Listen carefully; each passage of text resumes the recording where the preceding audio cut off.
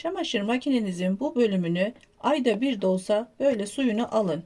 Kirli suyunu almazsanız makine zamanla bozulacaktır.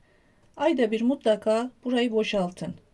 Ve de şu kısmı da arkadaşlar bakın bayağı kirli su çıktı.